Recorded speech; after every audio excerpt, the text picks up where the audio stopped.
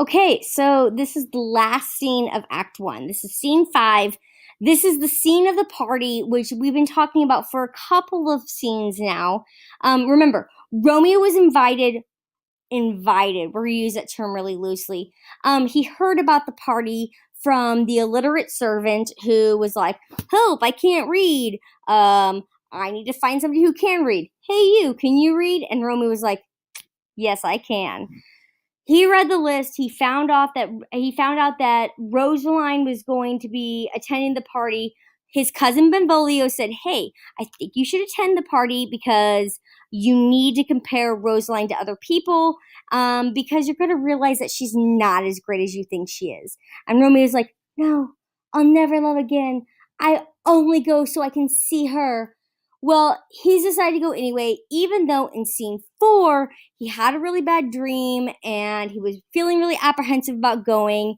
And he had kind of a premonition where he didn't, like, he was thinking about, like, "Oh, I had this bad dream. I fear that something bad is going to happen at this party."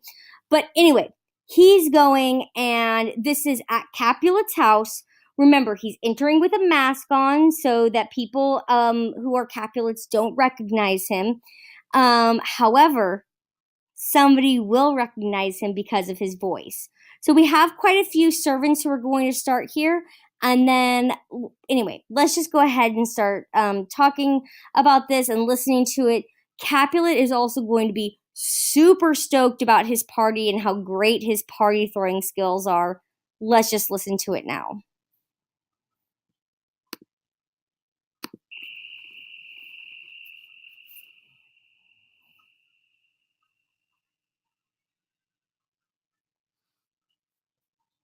Scene 5. There we go. A hall in Capulet's house. The scene of the party.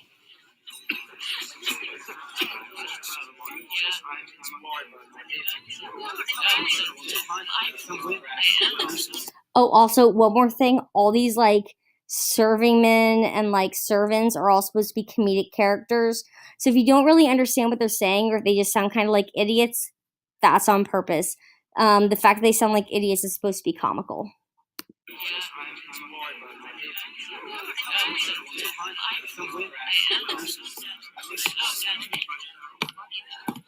Where's Pot Pan that he helps not to take away? He shift a trencher, he scrape a trencher. When good manner shall lie all in one or two men's hands, and they unwashed too, 'tis a foul thing. Away with the I mean, one of these characters is named Pot Pan. All right? It's supposed to be funny. Thing. Away with the joint stools, remove the court cupboard, look to the plate.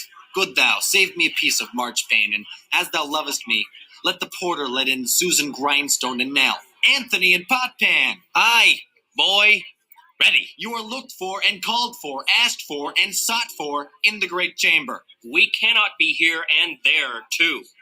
Cheerily, boys, be brisk a while, and the longer liver take all.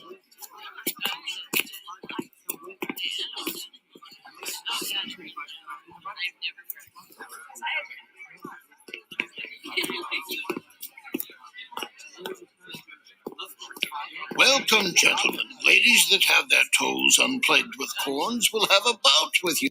Okay, so Capulet's really just talking about how everybody needs to be dancing, and if women aren't dancing, he's going to assume they have corns on their feet, like big bumps on their feet, and so he's kind of using this like shaming manner to get everybody to dance. She, I'll swear, hath corns. Am I come near you now? Welcome, gentlemen.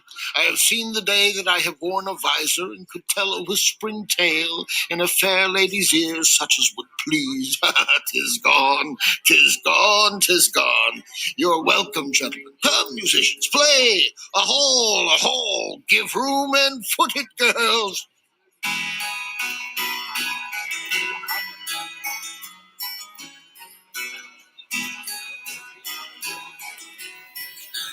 More light, you knaves. Turn the tables up and quench the fire. The room's grown too hot. Ah, sirrah, this unlooked-for sport comes well. Nay, sit, good cousin Capulet, for you and I are past our dancing days. How long is it now since last yourself and I were in a mass? By'r Lady, 30 years. What, man? 'Tis not so much. 'Tis not so much. 'Tis since the nuptial of Lucentio, come Pentecost as quickly as it will, some 25 years, and then we mass. 'Tis more. His son is elder, sir. His son is 30. Will you tell me that? His son was Also, he just said that his son is an elder and that his son is 30. So I think that should give you a really clear indication of how long life expectancy was at this time. Keep in mind, I'm 32, so pretty much an elder.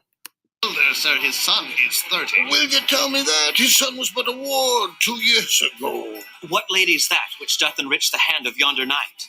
I know not, sir. Oh, she doth teach the torches to burn bright. Okay, pay attention to this. Romeo just saw Juliet from across the party scene. Keep in mind, he didn't even want to go to this party because he was so in love with Rosaline, and he was like, I'll never love anybody as much as I love her. I can't even look at other girls because she's the most beautiful girl in the world. And he was ignoring all of Benvolio's advice. Now here he is. Benvolio said, go look at other girls. I'm sure that you're going to see at least one girl who's going to be way hotter than everybody else. And now here he is, literally the first girl he's seen, and he's like, who is she? I have to know. She has torches that burn bright. He is going to go on and on about how great Juliet is. Listen to his upcoming words. It's ridiculous. No, not, sir. Oh, she doth teach the torches to burn bright. It seems she hangs upon the cheek of night like a rich jewel in an Ethiop's ear. Also, if you didn't get your last simile that you needed, he just said that Juliet hangs upon the cheek of night like a rich Ethiop's ear.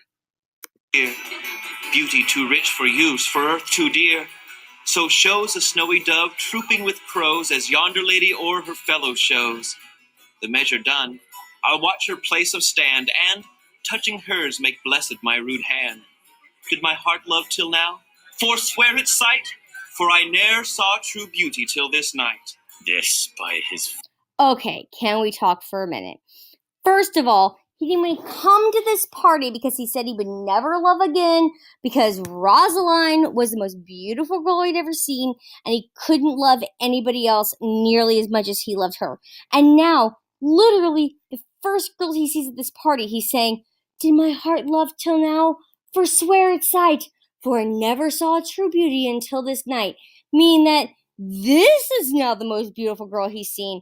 This is the first time he's been in love.